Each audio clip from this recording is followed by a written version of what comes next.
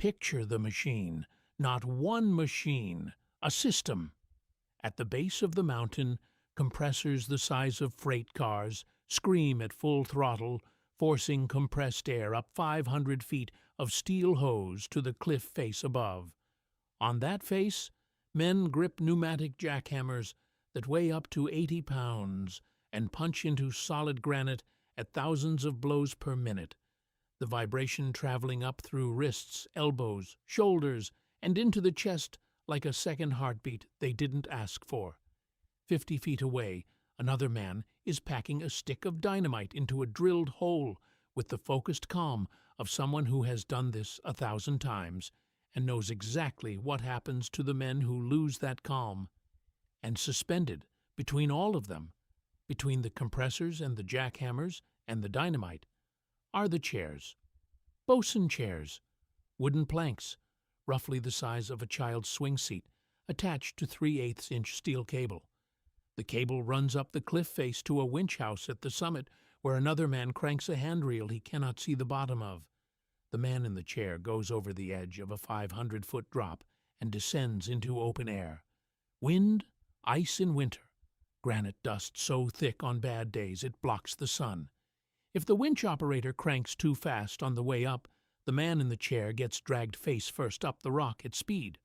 Workers describe the sensation. Some of them had the scars to show for it.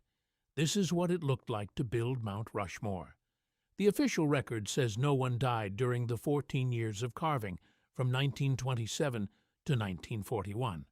And that's technically true. No man fell from a bosun chair.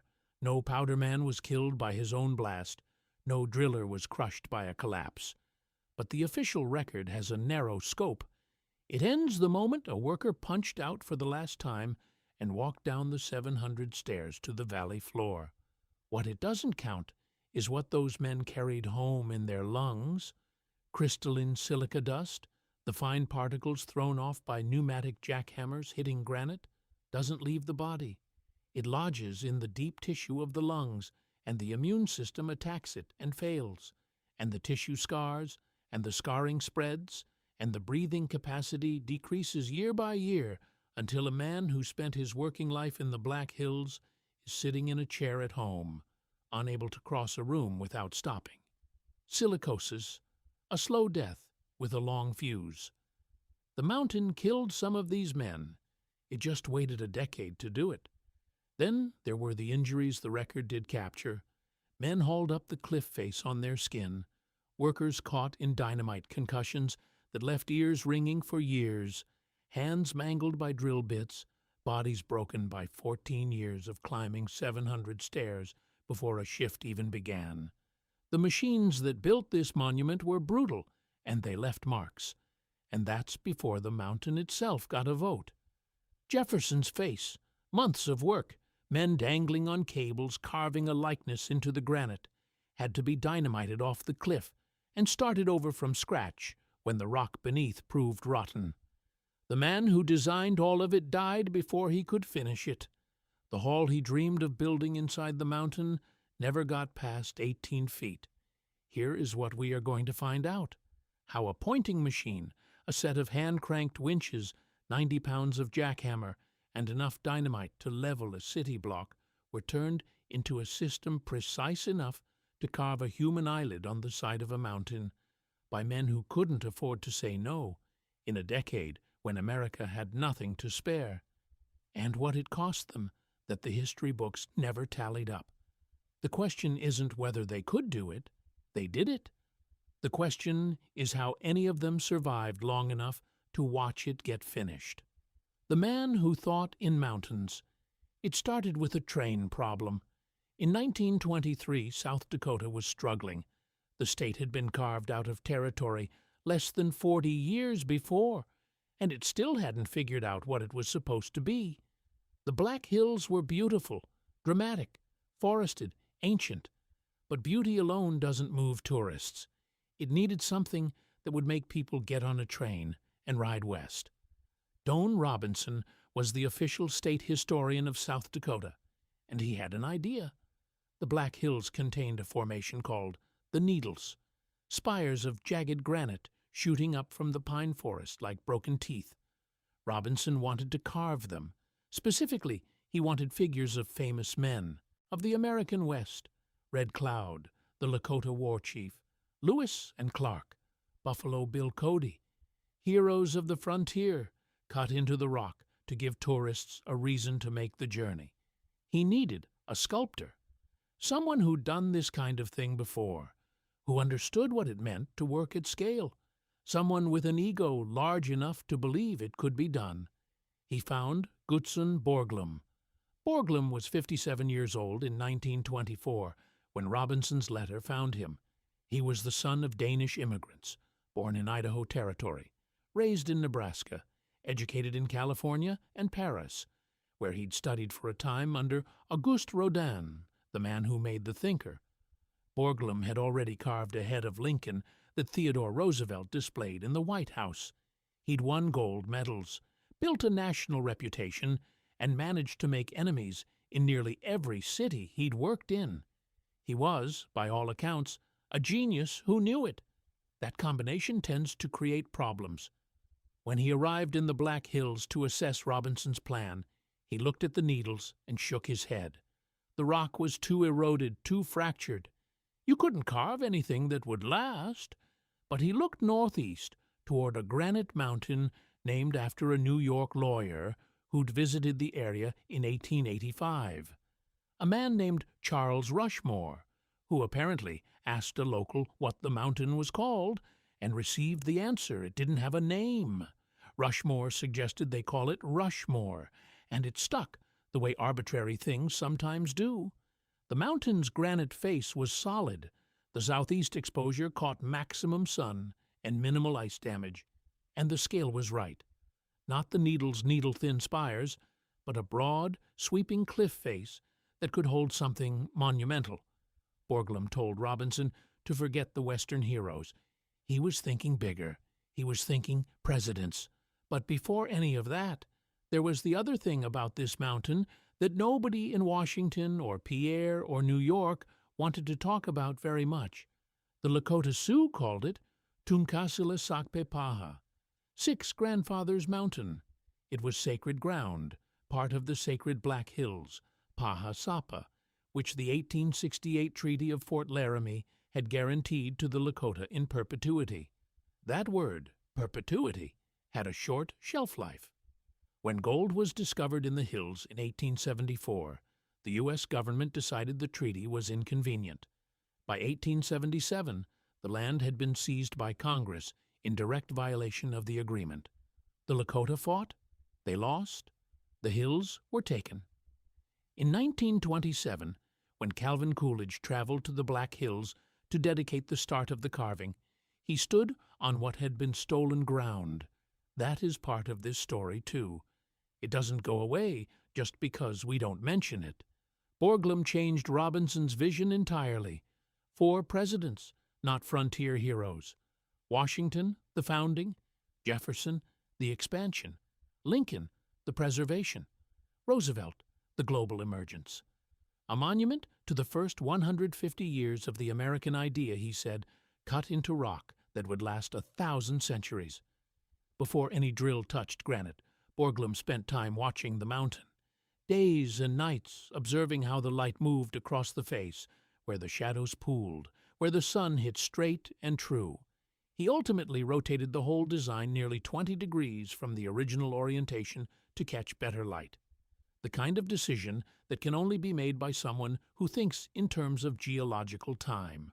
Work began in earnest in October 1927, and almost immediately the mountain began demonstrating that it had opinions. The original design placed Thomas Jefferson to George Washington's right.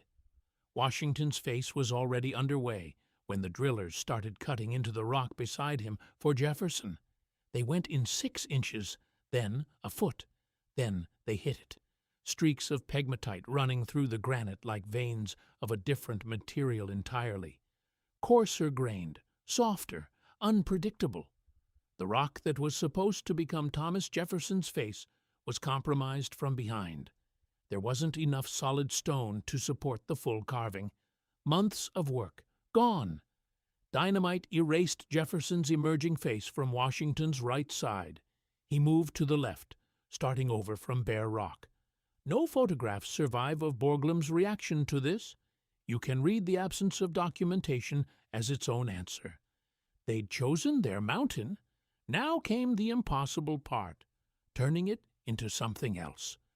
Steel cables and dynamite. The problem Gutzon Borglum faced had never been solved before. How do you take a measurement from a small model and translate it accurately to something 12 times larger? How do you tell a man hanging on the side of a granite cliff in 1927 where exactly to drill, not approximately, not in the general region, but precisely to within fractions of an inch, so that the hole he's boring corresponds to a specific point on a plaster cast sitting in a studio? No one had done it. Not at this scale. Not on a cliff face. Borglum's solution was the pointing machine.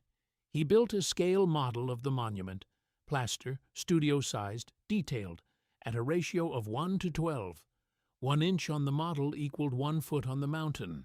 Then he designed a device to transfer measurements from the model to the rock. A flat disc marked in degrees, mounted horizontally, with a rotating arm extending from its center, and a weighted plumb line hanging from the arm's tip. Set the arm to a specific degree, marking and a specific measurement out the arm, and the plumb line points to an exact location on the model.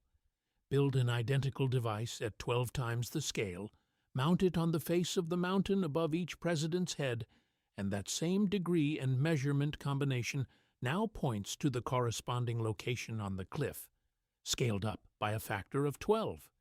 He mounted these pointing machines on booms above each face. The crew took thousands of measurements from the model and transmitted them one by one up the mountain.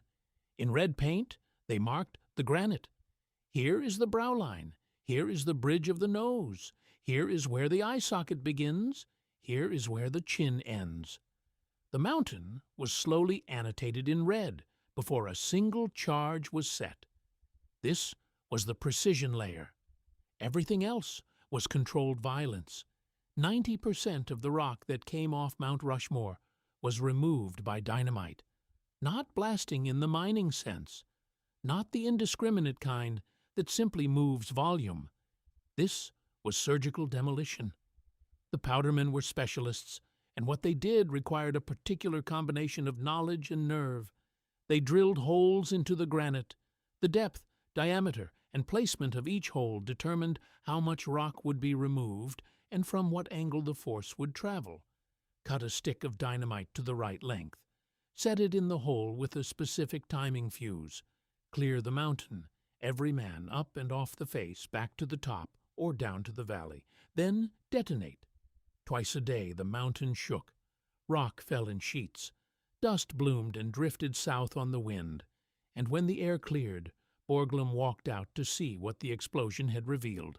Whether the granite beneath the blast matched his red-painted marks. Whether the shape emerging from the stone was the shape he'd calculated on the model in his studio. When it was, when the blast had taken exactly what he'd intended and left the rest. It was as close to magic as engineering gets. When it wasn't, you started over. The final 3 to 6 inches never came off with dynamite. That's where the honeycombing began. A driller would bore dozens of small holes into the granite, closely spaced in the pattern of a grid. When the holes were close enough together, the rock between them lost its structural integrity.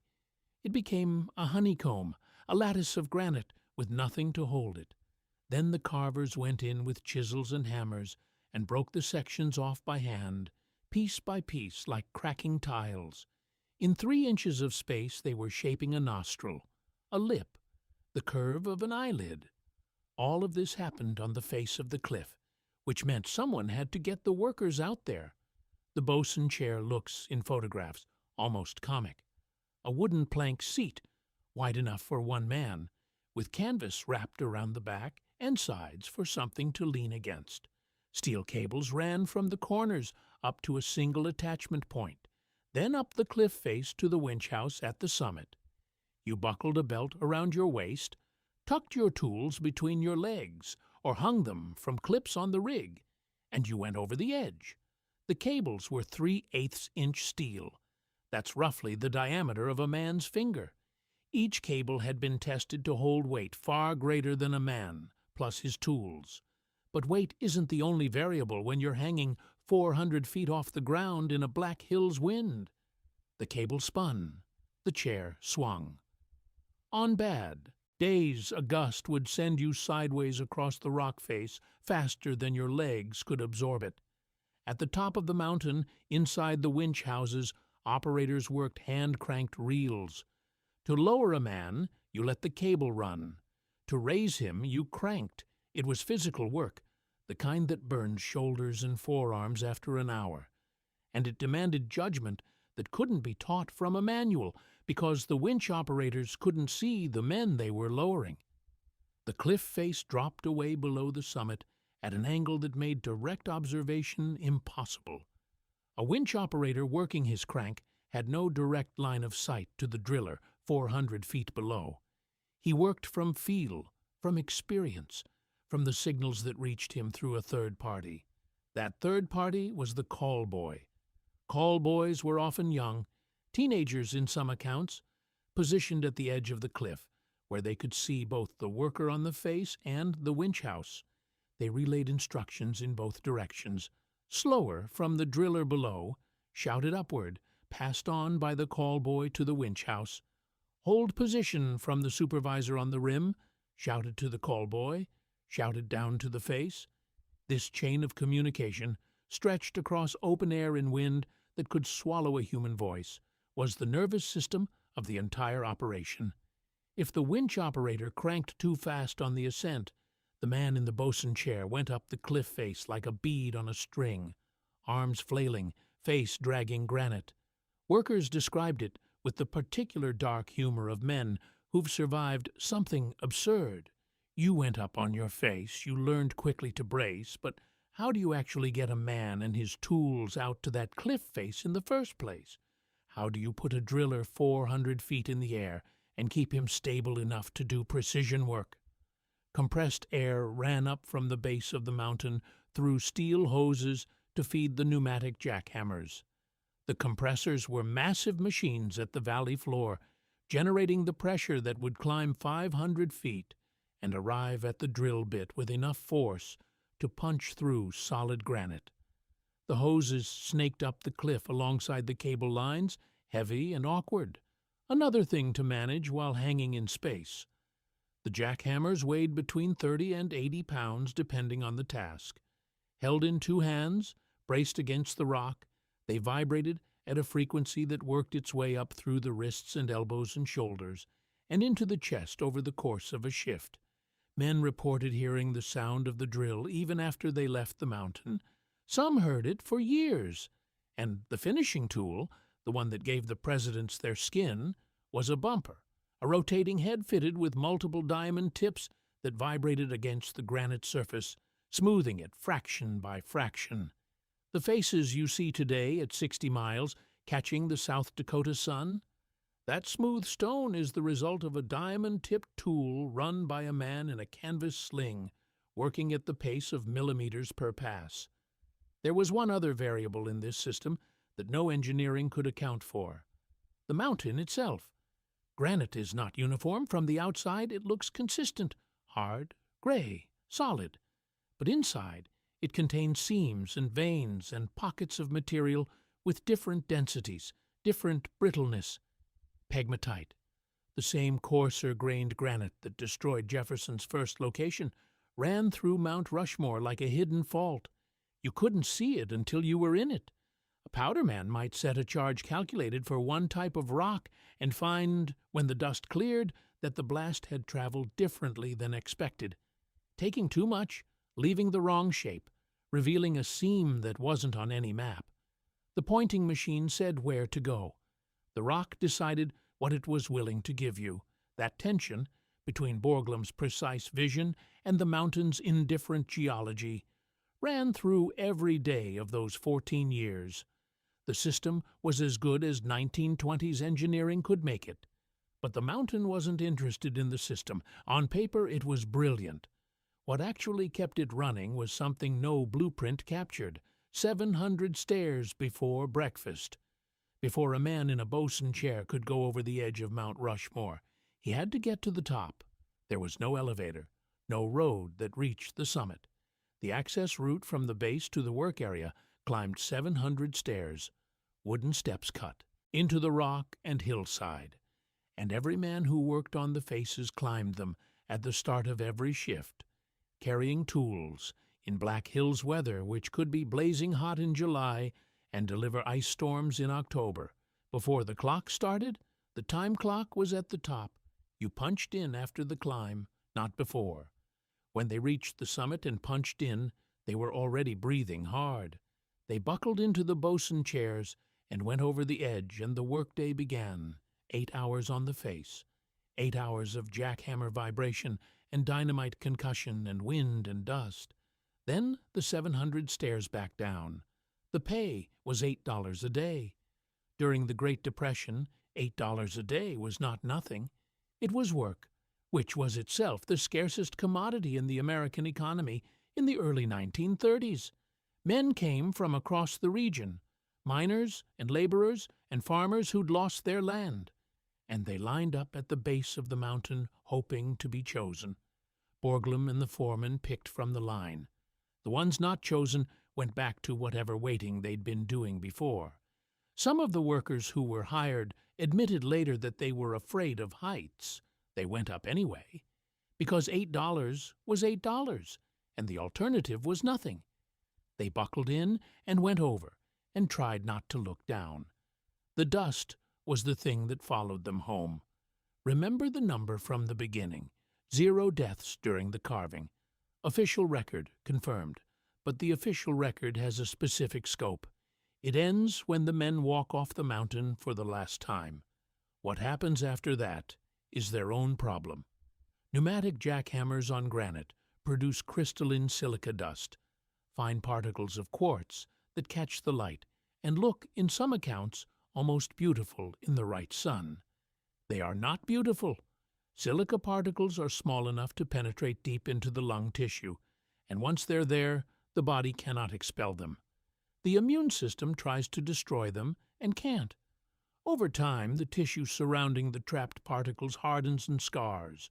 Breathing capacity diminishes. It keeps diminishing. Silicosis doesn't announce itself quickly. It incubates for years, sometimes decades. The men who drilled on Mount Rushmore in 1927 might not feel it until the late 1930s. The ones who drilled in 1935 might live into the 1950s before their lungs began to fail in ways that couldn't be explained by age alone. No one died during the carving of Mount Rushmore. The official record is clear on this, but the official record doesn't count what happened to men's lungs in the years after the scaffolding came down. The mountain exacted a payment. It simply chose to collect slowly. In the early years, respiratory protection at the site was minimal. As awareness of silicosis grew through the 1930s, partly driven by the catastrophic Hawks Nest Tunnel disaster in West Virginia, where hundreds of workers died from silica exposure, some measures improved. Wet drilling, which used water to suppress dust at the drill tip, was implemented more consistently. But the damage from the early years of dry drilling had already been done. The winch operators had their own particular weight to carry. Think about what their job required. You're in a wooden shack at the summit of a mountain, working a hand crank attached to a cable you cannot follow to its end. Somewhere below you, attached to the other end of that cable, is a man. You know he's there because someone told you. You know when to slow down, or hold steady, or raise him back up, because a voice shouts it from the edge, relayed through a call boy who's sitting with his legs hanging over a 500-foot drop. What happens if the call boy misses something? What happens if the wind swallows the shout? What happens if you're tired, 3 hours into a shift, and you crank a half-turn too many? The winch operators cranked carefully. There's no record of how many of them dreamed about the cable. The blacksmiths worked at the base, Every drill bit that hit granite dulled, and a dull bit on the face of a cliff was worse than useless. It wasted time, wasted the man's energy, and wasted a position that could have been producing work. The blacksmiths ran a forge at the base of the mountain, recutting and resharpening steel all day. Bits went down the mountain on the tramway and came back up sharp. A good blacksmith kept the whole system moving. A bad one, or an absent one, throttled progress as surely as a broken compressor. The tramway itself was another piece of the mechanical chain that rarely gets mentioned. Equipment couldn't be carried up 700 stairs every day in practical quantities. A cable and bucket system ferried tools, bits, supplies, and eventually rock debris between the valley floor and the work zone. It ran constantly during working hours. When it broke, and everything breaks eventually, the whole logistics chain had to adapt. Cold was its own problem. The Black Hills winter arrives early and leaves late. At elevation, a November wind is not a nuisance. It's a physical force that makes precise work on a cable-hung seat actively dangerous. The season ran roughly April through October, which meant 6 months of sitting. 6 months when the mountain couldn't be touched, when Borglum worked on funding and plans and fought with the commission, and the workers went back to whatever else they did to get through a Dakota winter. Then spring came, the thaw came, and they climbed the 700 stairs again. Borglum himself was not a calming presence on the mountain. He was brilliant, and he knew it, which meant he had no patience for people who disagreed with him about his own work. He fired workers without ceremony. He clashed with the Mount Rushmore Memorial Commission, the civilian body that technically oversaw the project. Over money? Over creative control. Over decisions that he felt were his alone to make. He had a temper that could empty a room. When the fights got bad enough, he would simply leave, absent himself from the mountain for days or weeks, while his political disputes played out by letter and telegram in distant offices. When Borglum left, the work slowed or stopped. The foreman could keep routine drilling going, but the critical decisions, where to set the next major charge, how to handle an unexpected seam, what to do when the rock didn't match the pointing machine's coordinates, those waited for Borglum. The men who stayed knew this. They also knew something else, something more basic. The mountain was harder than any of them, and it was going to be there when all of them were gone. 3 different attitudes toward the same fact. One man said he ran a jackhammer. One man said he earned $8 a day. One man said he was helping to create a memorial. The third man understood the mountain. For years, that understanding held everything together. And then the mountain decided to complicate things further when Jefferson fell and Borglum didn't get up. The Jefferson problem was the first real proof that the mountain wasn't going to cooperate with anyone's schedule. By the time the crew began working on Jefferson's face, to Washington's right, as the original design specified, the scale of the challenge was already established. The pointing machine had been built and tested. The powdermen knew their work. The winch system was running. This was supposed to be execution, not experimentation. They drilled into the granite beside Washington's face and found pegmatite, not a thin seam, a significant deposit running through the rock that Jefferson's face needed to occupy, the stone that was supposed to become his forehead, his brow, the bridge of his nose. It was structurally compromised before the carving reached it. You can't sculpt a face that will last a century in rock that's already fractured internally. There was only one option: destroy what had been built and move Jefferson to the other side of Washington, starting over in fresh granite. The work that was erased represented months on the calendar, months of men going over the edge, months of careful charges placed and detonated, months of red-painted rock being slowly coaxed into a human likeness, all of it blown off the mountain and sent down into the talus slope below. Jefferson moved left. Washington stayed centered. The new location turned out to be better rock, but the project had absorbed a blow that cost it time it didn't have, and money it was already running short of. Money was, from the first day to the last, the mountain that threatened to stop the mountain. The federal government's commitment to the project fluctuated with administrations and budgets and the general economic conditions of a country that was living through the worst depression in its history. There were years when the appropriation came through reliably. There were years when it didn't, or when it came too small or too late in the season to accomplish much. The Commission and Borglum battled over how the money was managed, with accusations of financial irregularity that were investigated and resulted in further distraction. Workers showed up at the start of the season not knowing whether their paychecks would clear. Borglum worked the political circuit constantly, lobbying, charming, demanding, threatening. His ability to generate publicity was extraordinary, and he understood that public attention translated into political will, which translated into congressional appropriations. He had President Coolidge come out and dedicate the site before a single face was complete, turning the dedication itself into national news. He commissioned a history of America to be carved on the mountain's summit, a project that generated months of press coverage and ultimately went nowhere because he kept rejecting the submitted drafts. One story from the South Dakota governor of the period captures the dynamic. Borglum stood in front of Coolidge and essentially tasked the sitting President of the United States with writing a short history of America that Borglum would then carve on the peak above the faces. Coolidge, apparently, accepted the assignment. When the manuscript arrived years later, Borglum rejected it. He wanted something better. He would write it himself if he had to. He never wrote it. The peak stayed bare. What he couldn't control was his own nature, which collided regularly with the nature of everyone around him. His finances were questioned by the Commission. An investigation was opened. The details were murky. Borglum was not a precise financial administrator, and distinguishing between mismanagement and embezzlement in the chaos of a Depression-era mountain carving project was not a clean exercise. The investigation produced accusations and counter-accusations and consumed months of attention that might have gone toward the actual mountain.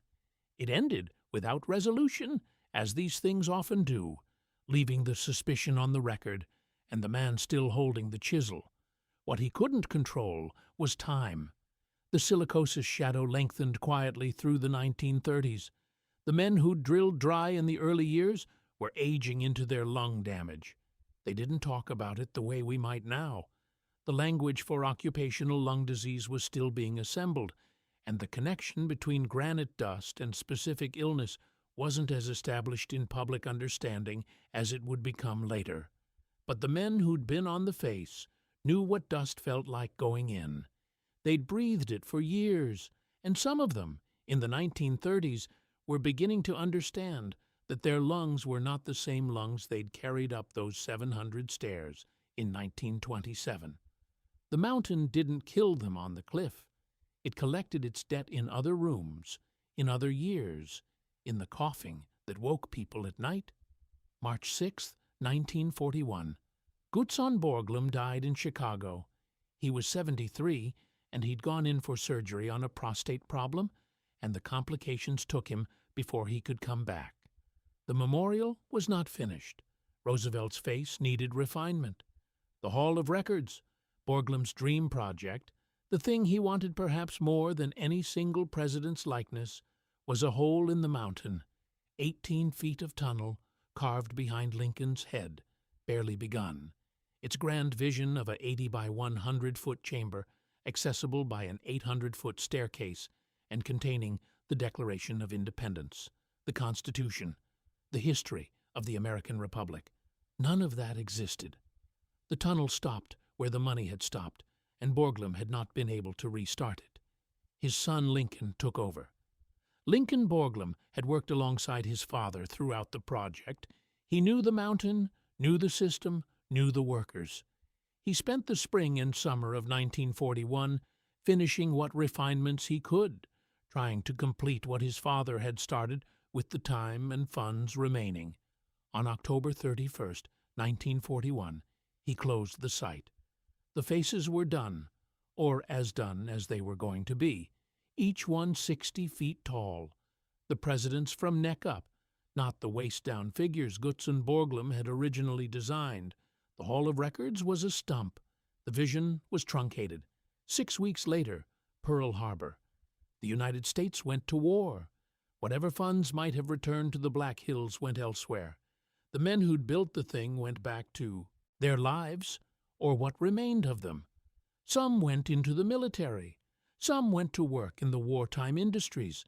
Some went home to the slow realization that their lungs were telling them a story with a difficult ending.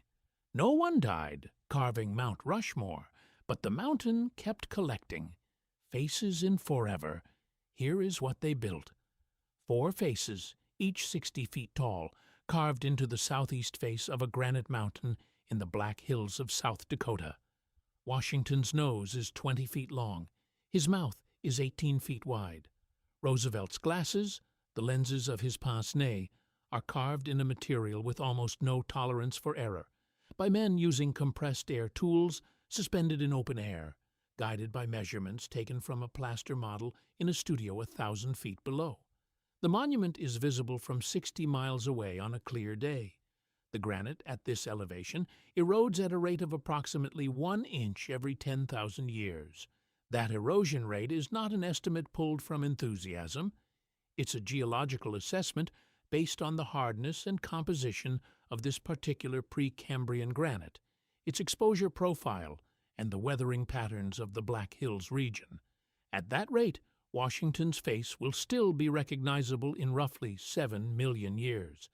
These 4 men will outlast the pyramids. They will almost certainly outlast the civilization that carved them. The men who made that permanence work is the part that doesn't fit on a historical marker. The tools are still there. The National Park Service has preserved a significant collection of equipment from the carving years: winches, compressors, percussive drills, electric motors, bosun chairs, measuring devices. In the Lincoln Borglum Museum at the base of the mountain, you can walk through and look at the actual equipment. The cables have the wear patterns of cables that held men over a drop.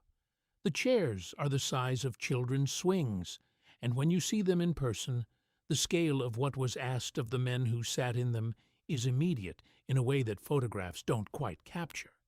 The Hall of Records got a small piece of its story finished in 1998. 16 porcelain enamel panels were installed in the existing 18-foot entryway tunnel behind Lincoln's head. The Declaration of Independence, the preamble to the Constitution, biographical information on all 4 presidents and on Gutzon Borglum himself. Not the grand underground chamber he'd imagined. A beginning, a token against the chance that whoever comes after us might want to know who did this and why. More than 2 million people visit Mount Rushmore every year. They look up at the faces and see presidents. Rarely do they think about the compressors at the base of the mountain and the hoses running up the cliff. Rarely do they think about a teenager sitting on a rock ledge 500 feet in the air, shouting into the wind so a man in a winch house would know when to stop cranking. The Lakota Sioux call the mountain Tunkasila Sakpe Paha still, 6 grandfathers. The land was guaranteed to them by treaty in 1868 and taken in 1877, after gold changed the calculus of treaty-keeping. A Supreme Court ruling in 1980 found that the seizure had been unconstitutional and awarded $105 million in compensation. The Lakota refused the money. They wanted the land. The money sat in a federal trust account, untouched, for decades, accumulating interest on a wrong that cash was never going to fix. 12 miles away, the Crazy Horse Memorial has been under construction since 1948. It will, when finished, be the largest mountain sculpture in the world.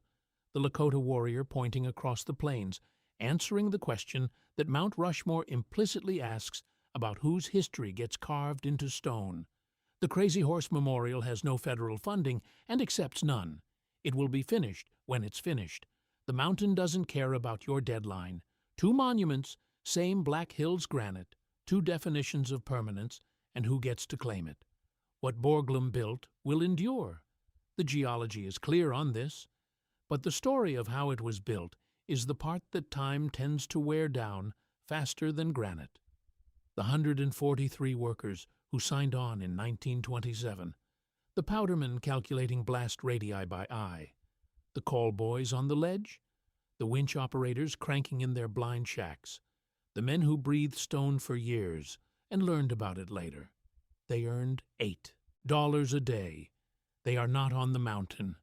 Progress carves its monuments in stone and buries its workers in paperwork. They built something that will outlast everything we know. The mountain never learned their names.